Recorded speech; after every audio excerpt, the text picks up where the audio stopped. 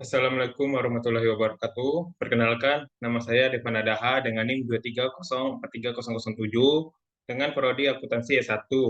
Dan dosen pengantarnya yaitu Bu Susi Fitria Dewi, S. Sos MSI PhD. Di sini saya akan menjawab pertanyaan dari UTS Pancasila.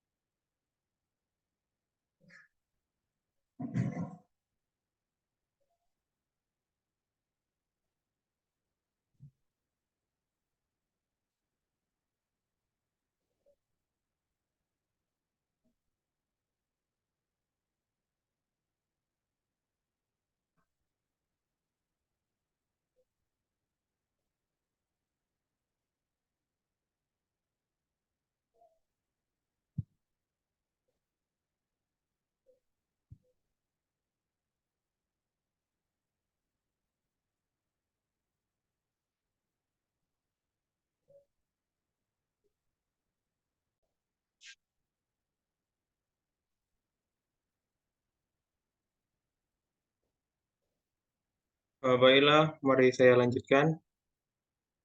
Bab 1. Satu, jelaskan urgensi pendidikan Pancasila bagi mahasiswa atau generasi muda.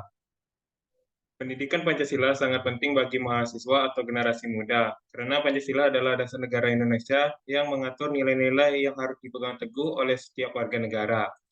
Nilai-nilai Pancasila seperti gotong royong, demokrasi, keadilan sosial, persatuan, dan ketuhanan yang Maha Esa sangat relevan untuk diterapkan dalam kehidupan sehari-hari dan dalam berbagai situasi, terutama di era globalisasi seperti sekarang ini. Pendidikan Pancasila tidak hanya penting untuk memahami identitas bangsa Indonesia, tetapi juga penting untuk membentuk generasi yang berkualitas, bertanggung jawab, dan memiliki kontribusi positif bagi masyarakat dan negara. Nomor 2, jelaskan pentingnya pendidikan Pancasila sesuai dengan jurusan atau program studi yang sedang ditempuh. Pendidikan Pancasila juga membantu mencegah kecurangan di bidang akuntansi. Dengan memahami nilai-nilai Pancasila seperti keadilan dan integritas, mahasiswa akuntansi dapat menjadi agen perubahan yang mendorong praktik bisnis yang adil dan transparan.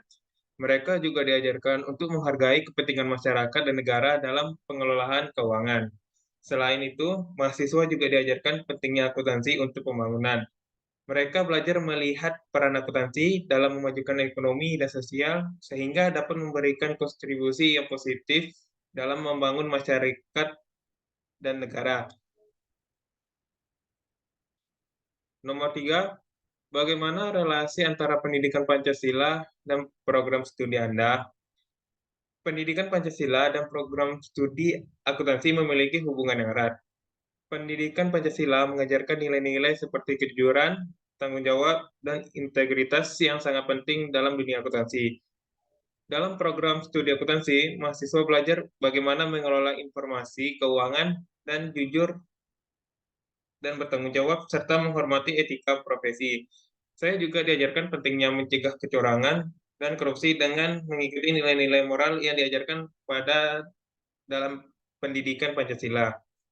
Nomor 4, bagaimana relasi antara tujuan negara mencerdaskan kehidupan bangsa dan tujuan pendidikan Pancasila dan tujuan program studi Anda.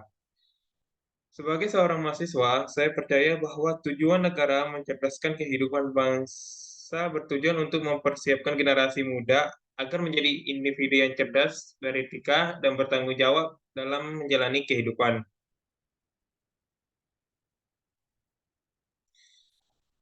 Pendidikan Pancasila merupakan bagian penting dari upaya ini karena melalui pendidikan Pancasila, ketika diajarkan nilai-nilai moral seperti kejujuran, keadilan, dan gotong royong yang menjadi landasan dalam membangun masyarakat yang harmonis dan beradab. Sementara itu, tujuan program studi akuntansi adalah melatih mahasiswa untuk menjadi profesional yang kompeten dalam mengelola keuangan secara akurat dan transparan. Dalam konteks ini, nilai-nilai yang diajarkan dalam pendidikan Pancasila seperti integritas dan menghormati hak dan kewajiban sangat relevan dalam menjalankan tugas sebagai seorang akuntan. Misalnya, integritas yang tinggi akan membangun mahasiswa akuntansi untuk tidak melakukan praktik-praktik yang tidak etis atau kecurangan dalam melaporkan data keuangan. Nomor 5, temukan sosok yang layak disebut sebagai tokoh penjabat atau penggiat anti korupsi, KPK, polisi, jaksa, LSM, dan sebagainya. Tokoh pecinta lingkungan, tokoh perjuangan integrasi bangsa dalam era globalisasi, tokoh penggiat moral atau karakter bangsa, tokoh penggiat anti narkoba, tokoh penegak hukum yang adil, tokoh anti terorisme.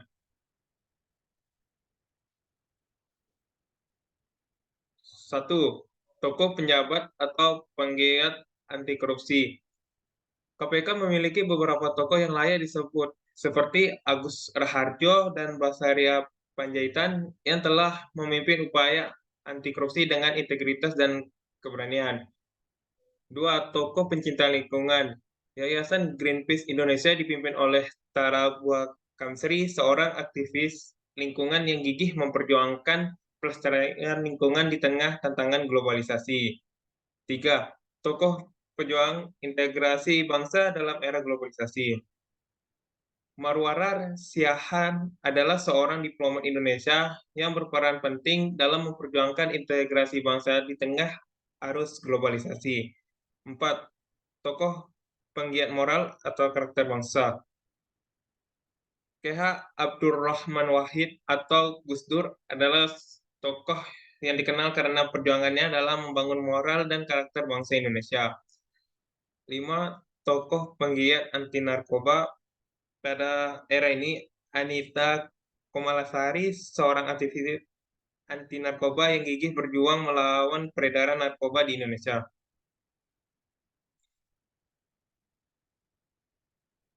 6. Tokoh penegak hukum yang adil. Komjen Pol Listio Sigit Prabowo, Kepala Kepolisian Republik Indonesia, berkomitmen untuk memberantas kejahatan dengan cara yang adil dan profesional. 7. Tokoh anti terorisme. BNPT, Badan Nasional Penanggulangan Terorisme, yang dipimpin oleh Komjen Pol Dr. Boy Rafli Amar, berperan penting dalam upaya pencegahan dan penanggulangan terorisme di Indonesia.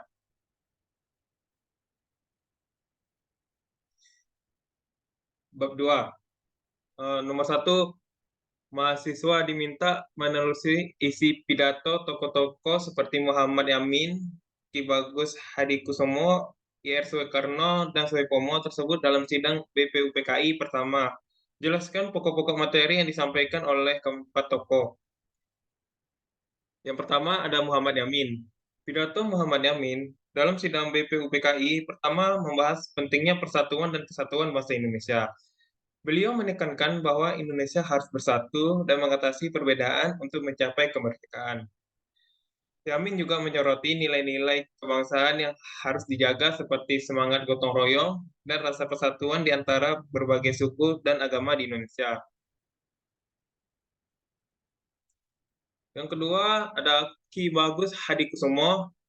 Dalam pidatonya di sidang BPUPKI pertama, Ki Bagus Hadikusumo mengemukakan pentingnya menjaga kemerdekaan Indonesia dari ancaman kolonialisme. Beliau menekankan bahwa bangsa Indonesia harus memiliki kedaulatan dalam mengelola sumber daya alam dan kekayaan budaya. Hadi Kusumo juga menyoroti perlunya membangun keadilan sosial bagi seluruh rakyat Indonesia. Juga IR Soekarno dalam pidatonya di sidang BPUPKI pertama mengusulkan Pancasila sebagai dasar negara Indonesia yang akan lahir. Beliau menjelaskan nilai-nilai Pancasila seperti keadilan sosial, demokrasi, dan persatuan Indonesia yang harus dijunjung tinggi. Soekarno juga menyoroti pentingnya mengembangkan potensi bangsa Indonesia melalui kemandirian ekonomi dan politik. Keempat, Soepomo. Dalam pidatonya di sidang BPUPKI pertama, Soepomo membahas struktur pemerintahan Indonesia yang ideal. Beliau menekankan pentingnya sistem pemerintahan yang adil, demokratis, dan efisien untuk mencapai kesejahteraan rakyat. Soepomo juga menyoroti perlunya menjaga kedaulatan negara Indonesia dari campur tangan asing dan membangun hubungan internasional yang saling menguntungkan. Nomor dua, tentu berikut adalah penjelasan mengenai Pancasila dalam 5 konteks berbeda dengan bahasa yang mudah dipahami.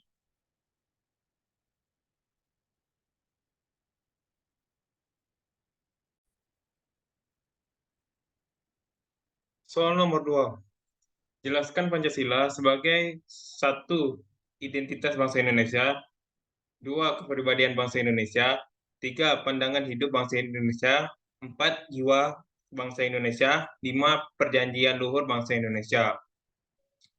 Tentu, berikut adalah penjelasan mengenai Pancasila dalam 5 konteks yang berbeda dengan bahasa yang mudah dipahami. Yang pertama, satu, identitas bangsa Indonesia. Pancasila adalah seperti karakteristik khusus yang membuat Indonesia menjadi Indonesia. Ia adalah kumpulan nilai-nilai yang dianggap penting dan menjadi dasar bagi bangsa ini untuk bersatu, berdiri, dan berkembang. Dua, kepribadian bangsa Indonesia. Seperti kepribadian seseorang yang mencerminkan nilai-nilai dan sikap-sikapnya, Pancasila mencerminkan sikap dan nilai yang dianggap penting bagi bangsa Indonesia. Ini termasuk semangat gotong royong, keadilan, kebersamaan, dan keberagaman yang dihormati. Tiga, pandangan hidup bangsa Indonesia. Pancasila juga menjadi panduan atau pandangan hidup bagi warga Indonesia. Ia memberikan arah dalam cara berpikir dan bertindak seperti menjaga persatuan, menghormati perbedaan, dan bekerja sama untuk kebaikan bersama. 4. Jiwa bangsa Indonesia. Pancasila adalah jiwa bangsa Indonesia karena ia mencerminkan nilai-nilai yang melekat pada hati dan pikiran setiap warga. Nilai-nilai seperti kejujuran, tanggung jawab, dan rasa nasionalisme merupakan bagian dari jiwa bangsa yang tercermin dalam Pancasila. Soal nomor 3. Ananda dipersilahkan untuk menggali informasi dan mengkritisi cara-cara pengambilan keputusan berdasarkan musyawarah untuk mufakat dalam kehidupan masyarakat di sekitar Anda atau dalam organisasi yang ada di sekitar Anda. Apa bentuk kearifan yang timbul ketika musyawarah itu berlangsung? Apa bentuk kendala yang timbul ketika musyawarah itu berlangsung? Dalam banyak masyarakat di sekitar saya, musyawarah untuk mufakat adalah salah satu cara tradisional yang digunakan untuk mengambil keputusan penting. Berikut adalah pengalaman yang dapat diambil sebagai contoh, yaitu bentuk kearifan yang timbul dalam musyawarah. Satu, pendekatan inklusif. Musyawarah memungkinkan semua pihak terlibat pada proses pengambilan keputusan. Ini menciptakan kesempatan untuk mendengarkan berbagai sudut pandang dan mencapai solusi yang lebih komprehensif. Dua, penghargaan terhadap kebinekaan. Musyawarah menghargai keberagaman masyarakat karena berbagai pandangan dan kepentingan diakui dan dipertimbangkan secara adil. 3. Pengembangan solusi bersama. Proses musyawarah mendorong kolaborasi dan kreativitas dalam mencari solusi. Ini bisa menghasilkan keputusan yang lebih solid karena didasarkan pada kesepakatan bersama. Kendala timbul dalam musyawarah. Yang pertama, ego dan kepentingan pribadi. Kadang-kadang kepentingan pribadi atau kelompok tertentu dapat menghalangi proses musyawarah. Hal ini bisa menyebabkan pertentangan dan sulitnya mencapai mufakat. 2. Keterbatasan waktu. Musyawarah membutuhkan waktu yang cukup untuk mendiskusikan semua sudut pandang dan mencapai kesepakatan. Keterbatasan waktu dapat menjadi kendala, terutama jika keputusan harus diambil dengan cepat. 3. Kesulitan mengelola konflik. Dalam musyawarah, terkadang muncul konflik antara berbagai pihak. Mengelola konflik ini dengan bijaksana dapat menjadi tantangan.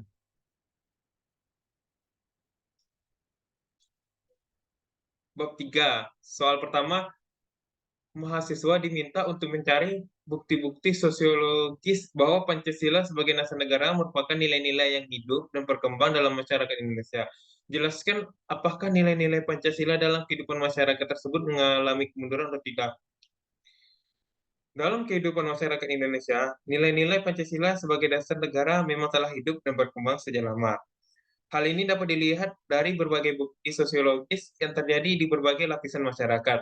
Salah satu bukti yang kuat adalah adanya semangat gotong royong di masyarakat. Gotong royong adalah nilai Pancasila yang menekankan pada kerjasama dan saling membantu antar warga. Contohnya adalah ketika ada acara adat, pembangunan bersama, atau bantuan saat ada musibah. Masyarakat Indonesia seringkali bergotong royong tanpa memandang perbedaan suku, agama, atau status sosial. Selain itu, nilai keadilan sosial juga dilihat dalam upaya-upaya untuk memperbaiki kesenjangan sosial di masyarakat. Program-program pemerintah seperti Kartu Indonesia Pintar, KIP, untuk pendidikan, Kartu Prakerja untuk menciptakan lapangan kerja, dan berbagai program bantuan sosial lainnya adalah contoh nyata dari implementasi nilai keadilan sosial dalam kehidupan masyarakat. Namun demikian, tidak dapat dipungkiri bahwa ada juga tantangan dan kemungkinan adanya kemunduran dalam penerapan nilai-nilai Pancasila. Misalnya ada kasus korupsi, intoleransi antar agama atau suku, dan ketimpangan ekonomi yang masih terjadi di beberapa daerah. Hal-hal ini menunjukkan bahwa meskipun nilai-nilai Pancasila hidup dan berkembang, namun masih ada ruang untuk perbaikan dan peningkatan dalam penerapannya. Soal nomor 2, mengapa terjadi dinamika atau pasang surut wibawa Pancasila sebagai dasar negara? Beri penjelasan. Dinamika atau pasang surut wibawa Pancasila sebagai dasar negara dapat terjadi karena beberapa faktor yang mempengaruhi persepsi dan implementasi nilai-nilai Pancasila di masyarakat. Penjelasan mengenai dinamika ini bisa dipahami dengan beberapa hal berikut. Yang pertama, faktor sejarah dan konteks sosial memainkan peran penting. Pancasila sebagai dasar negara Indonesia lahir dari proses sejarah panjang perjuangan bangsa untuk meraih kemerdekaan. Namun seiring perjalanannya, waktu dan perubahan dalam dinamika sosial politik, pemahaman terhadap Pancasila juga mengalami evolusi dan penyesuaian. Ini bisa menyebabkan dinamika dalam penafsiran nilai-nilai Pancasila. Kedua, faktor politik dan kepentingan kelompok juga turut mengaruhi wibawa Pancasila. Terkadang nilai-nilai Pancasila dapat dimanfaatkan atau dimaknai secara berbeda-beda oleh berbagai pihak sesuai dengan kepentingan politik atau sosial tertentu. Hal ini dapat mengakibatkan perubahan dalam popularitas atau pengaruh Pancasila dalam suatu konteks tertentu. Selain itu, faktor pendidikan dan kesadaran masyarakat juga berperan dalam dinamika wibawa Pancasila. Ketika pendidikan tentang Pancasila kurang atau tidak berfokus, pemahaman masyarakat terhadap nilai-nilai tersebut juga dapat tereduksi. Sebaliknya, jika kesadaran akan pentingnya Pancasila sebagai dasar negara semakin ditingkatkan melalui pendidikan dan sosialisasi, maka wibawa Pancasila juga akan lebih kuat. Soal nomor 3, jelaskan berbagai tantangan globalisasi yang bertentangan dengan nilai-nilai Pancasila, sekaligus solusi untuk mengatasi dampak negatif globalisasi. Globalisasi membawa banyak perubahan di dunia, termasuk di Indonesia. Namun ada beberapa masalah yang muncul karena dampak globalisasi yang bertentangan dengan nilai-nilai Pancasila, yaitu dasar negara kita. Pertama, masalah ketimpangan ekonomi, di mana ada negara yang kaya dan miskin menjadi semakin jauh. Yang kedua, masalah budaya, di mana budaya asing kadang mengancam keberagaman budaya kita. Terakhir, masalah lingkungan dengan eksploitasi sumber daya alam yang berlebihan. Untuk mengatasi masalah ini, pemerintah perlu membuat aturan yang adil dalam ekonomi, mengajarkan nilai-nilai Pancasila di pendidikan, bekerja sama dengan negara lain secara adil, dan mendorong teknologi yang ramah lingkungan. Dengan cara ini, Indonesia bisa mengambil manfaat dari globalisasi sambil tetap menjaga nilai-nilai Pancasila yang penting bagi keberlangsungan bangsa kita. Dengan demikian, itu saja yang bisa saya sampaikan. Kalau misalnya ada masalah atau jawaban saya kurang jelas, kurang bagus, tolong dimaafkan. Dengan ini saya tutup dengan wabillahi taufiq walhidayah. Assalamualaikum warahmatullahi wabarakatuh.